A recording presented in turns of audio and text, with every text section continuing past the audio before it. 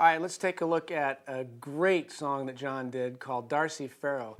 This and Boy from the Country were probably my two favorite songs to play with John, and I didn't play guitar on either of them when we were playing live. I played harmonica on Boy from the Country, and I think I played mandolin when we played Darcy Farrow. And the reason I stayed away from the guitar is John's guitar part on this was so incredibly beautiful, and it was perfect. It said everything that needed to be said. It had a great intro for this, which really works as just playing the piece. It's playing the piece itself. Okay, so I'm going to play this piece for you, and the way John did it is he played, as an intro, he played one time through the whole piece. So here we go, Darcy Farrow.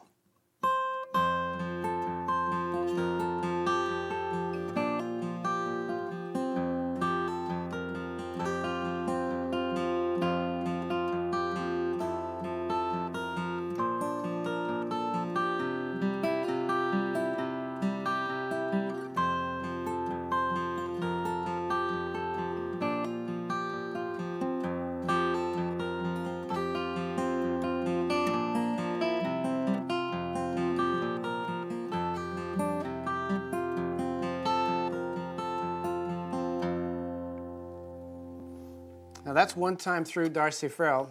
Let's take a look at what John's doing on this. The first thing that's really interesting to note about this piece is it's in groups of 5 measures at a time. It has 4 groups of 5 measures.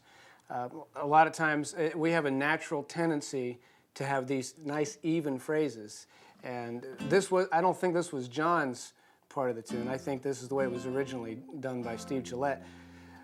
But at the end of that 4th measure, sometimes you feel this desire to go ahead and start singing, but the music isn't done yet. There's all these beautiful pauses and breaths within the music to allow for the story, because it's such a beautiful story.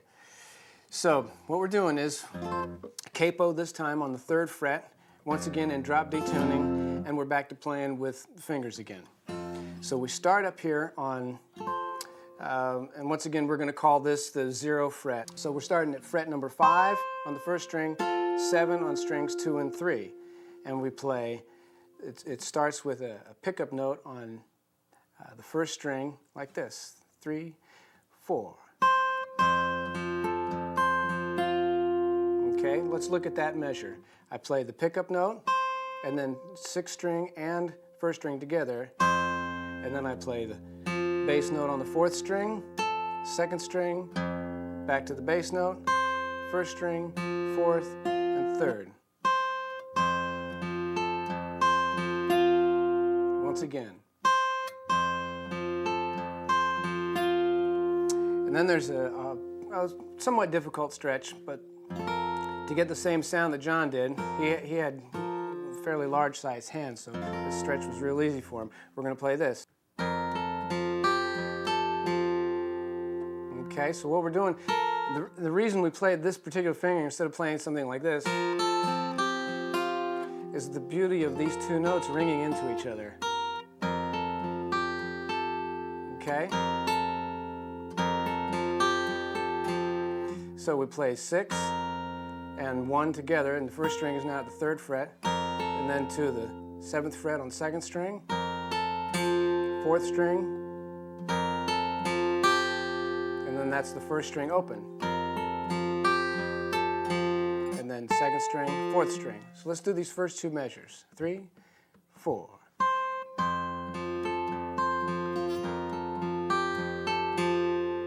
Okay? So then we move on to the G chord. We're going to play this. And that'll bring us into a D chord open position. Let's do those 3 measures.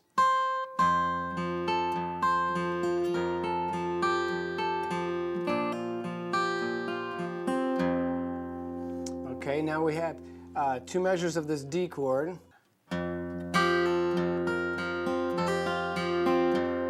So the way we do that is we play 6th string by itself, and then we're going to play 4th string while we hammer 1st string from open to the 2nd fret. Okay, then 6th string, and then 1st string, 3rd fret, 4th string, and then 3rd string, 2nd fret. And then we got a little bit of a tricky lick here. We play a pull-off while we play the 6th string, And we do it kind of quickly like that.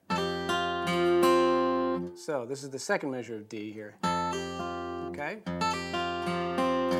And then we just answer with the keeping that steady bass through this whole thing. Let's look at these first 5 measures. 3, 4.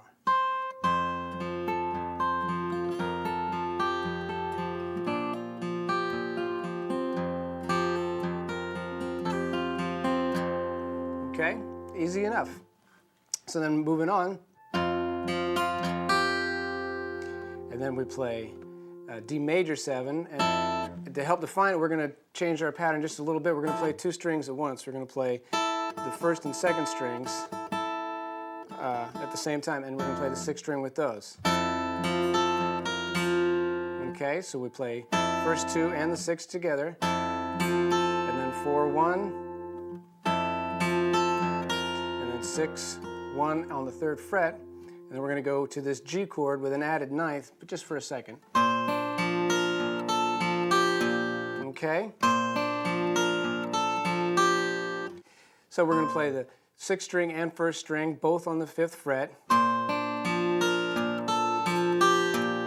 And keeping that steady bass, we have that syncopated line again. Falling in that melody line on the 1st string, falling in between all those bass notes. And that brings us right to this A chord.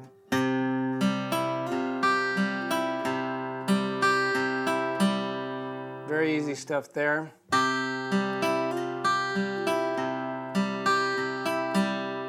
That's the first 10 measures. Let's play those. 3, 4.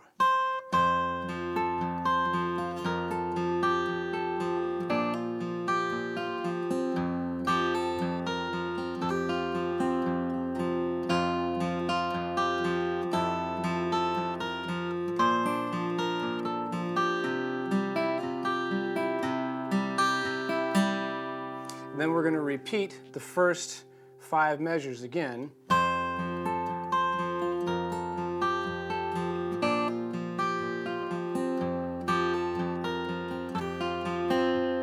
With the exception of the very last 8th note of that measure, we syncopate the whole melody like this.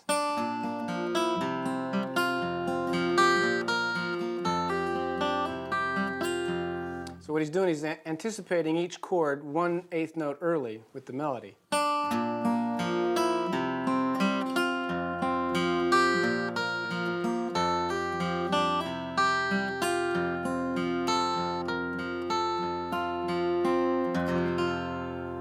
So let's take a look at this whole thing. 3, 4.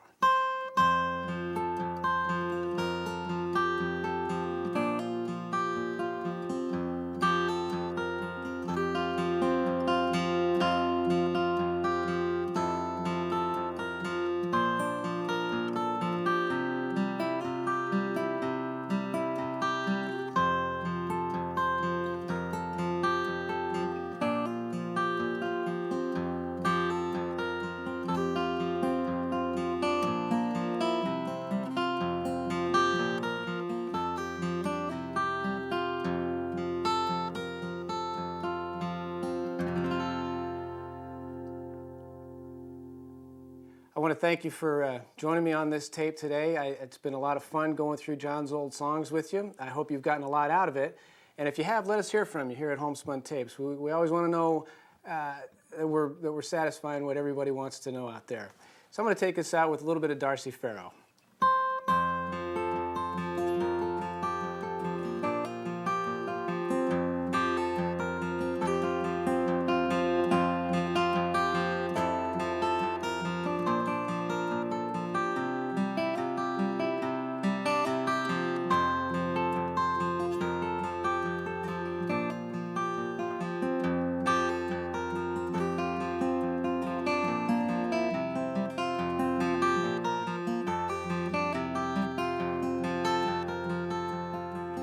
Where the Walker runs down through the Carson Valley Plain,